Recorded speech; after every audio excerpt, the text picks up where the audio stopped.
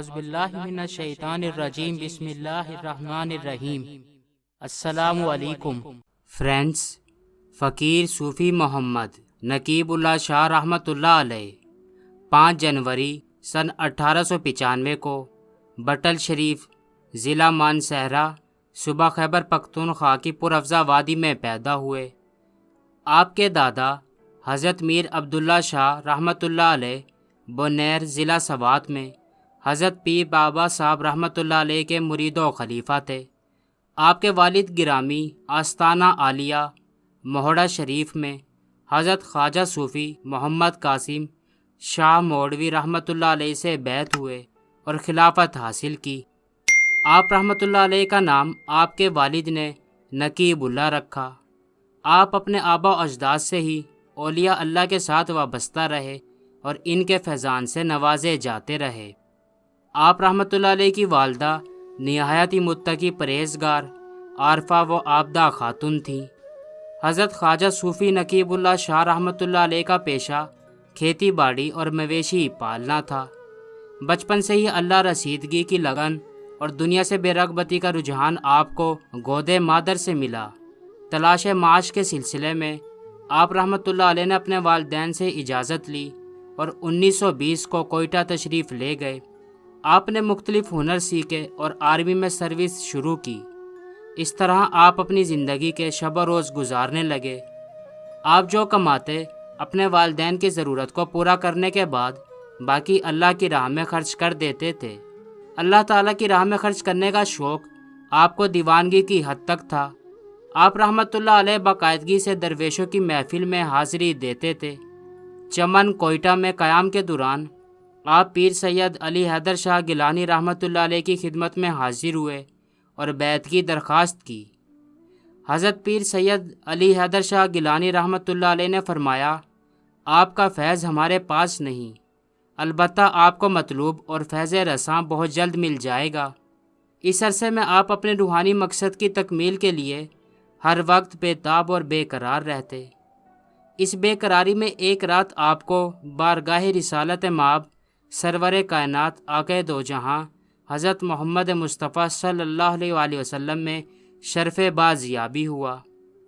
آپ صلی اللہ علیہ وآلہ وسلم نے صوفی محمد حسن شاہ سلطان الاولیاء کی طرف اشارہ فرماتے ہوئے ارشاد فرمایا، بیٹا ان کے پاس چلے جاؤ، آپ کے فیض رساں یہ ہیں۔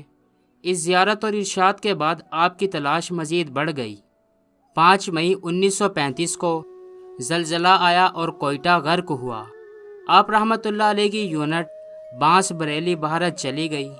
وہاں آپ کی ملاقات حضرت خواجہ صوفی محمد حسن شاہ رحمۃ اللہ علیہ سے ہوئی۔ پہلی نظر میں مرشد کامل نے پہچان کر فرمایا، بیٹا ہم آپ کو بہت عرصے سے تلاش کر رہے ہیں۔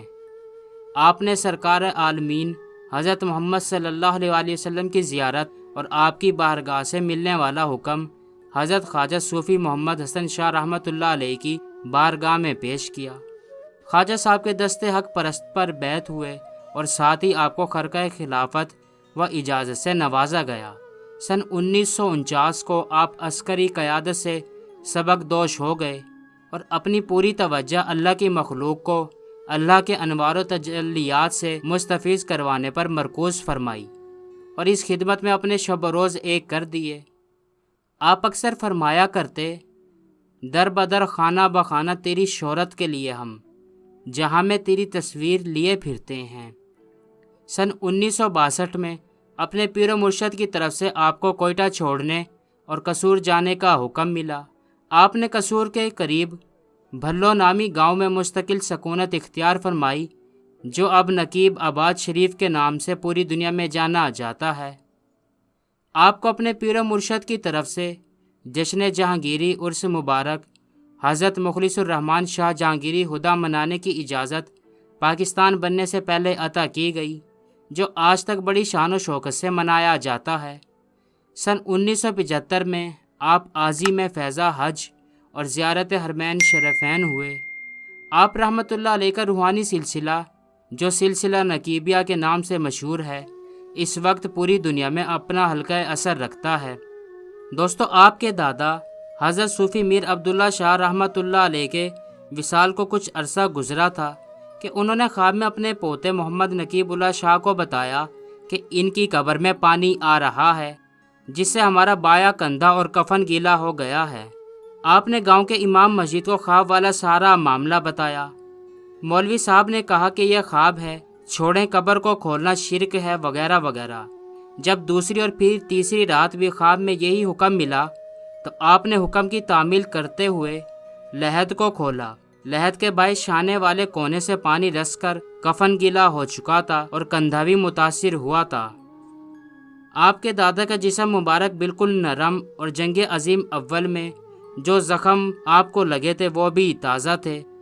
آپ رحمۃ اللہ علیہ نے بیرون ممالک کے تبلیغی دورے بھی کیے۔ آپ نے تبلیغ دین حق کے لیے امریکہ، برطانیہ، France, Germany, Spain, Norway, UAE، مسقط، سعودی عرب، انڈونیشیا، انڈیا اور بنگلہ دیش کا بھی سفر کیا، جہاں جا کر تشنگان حق کو سلسلہ عالیہ میں بیعت اور داخل کر کے سلوک کی منزلیں طے کروائیں۔ اس وقت بھی دنیا کے تمام ممالک میں آپ رحمۃ اللہ علیہ کے مریدین و خلفاء موجود ہیں، جو ہر سال آپ کے عرس مبارک پر حتی الامکان پہنچنے اور حاضری دینے کی کوشش کرتے ہیں۔ علم لدنی کے باعث آپ پشتو، اردو، انگلش، پنجابی، بنگالی، بلوچی، سندھی، ہندکو، پوٹوہاری، سرائکی، عربی، فارسی، ہندی، مراٹھی سب زبانیں سمجھتے اور بولتے بھی تھے۔ آپ اپنے ہر مرید کو اس کی مادری زبان میں طریقت و تصوف کی تعلیم دیتے۔ آپ آخری دم تک دین حق کی تبلیغ و ترویج میں مصروف عمل رہے۔ حضرت فقیر صوفی محمد نقیب اللہ رحمۃ اللہ علیہ عظمت و ہدایت کا وہ آفتاب تھے کہ آپ کے اوصاف الفاظ میں بیان نہیں ہو سکتے۔ اللہ رب العزت نے آپ کو ولایت کبریٰ کے اس عظیم مرتبے سے نوازا کہ آپ کے مقام عرفان سے اہل کشف بھی عاجز ہیں۔ آپ کے مقام کو سمجھنا اور لفظی جامہ پہنانا نامحال ہی نہیں بلکہ ناممکن ہے۔ آپ کی سیرت طیبہ کے بیان کے لیے تو ایک عارف کامل کی ضرورت ہے۔ آپ کی حسن صورت و حسن سیرت کی تنویر کی دامن کش اور دل ربا گرفت سے کوئی بچ نہیں سکتا تھا۔ آپ ایک کریم النفس، شریف الطبع، شیریں کلام، نرم خو، خوددار اور خوگر صبر و کنایت تھے۔ نہایت عالی ظرف، شیریں، فراغ دل، بلند حوصلہ، صوفی باصفا اور ولی کامل تھے۔ آپ دلوں کو موہ لینے والے اوصاف و اخلاق کے مالک، جن کی کاٹ تلوار سے بڑھ کر ہے۔ عشق الہی کا سرمایہ اس قدر تھا اور مجاہدہ و ریاضت کا یہ عالم تھا کہ کسی نے بھی آپ رحمۃ اللہ علیہ کو کبھی بھی نیند کی حالت میں نہ پایا اور ہر وقت تر و تازہ دیکھا۔ دوستو، 26 رمضان المبارک 1415 ہجری بامطابق 27 فروری 1995 کو آپ رحمۃ اللہ علیہ کا وصال ہوا۔ آپ کی نماز جنازہ کی امامت مولانا محمد عبداللہ ناظم اہل سنت و الجماعت قصور کو حاصل ہوئی۔ جنازے میں لاکھوں مریدین و متوسلین نے اشک بار آنکھوں سے شرکت کی۔ آپ کا عرس مبارک آستانہ عالیہ نقیب آباد شریف، ضلع قصور، پاکستان میں آستانہ کے سجادہ نشین کے زیر سایہ فرزندگان اسلام جملہ مریدین و عقیدت مندوں کی موجودگی میں بڑی شان و شوکت سے منایا جاتا ہے۔ دعا ہے اللہ تعالیٰ آپ کی قبر پر رحمت نازل فرمائے اور آپ کو جنت الفردوس میں اعلیٰ مقام عطا فرمائے۔ آمین۔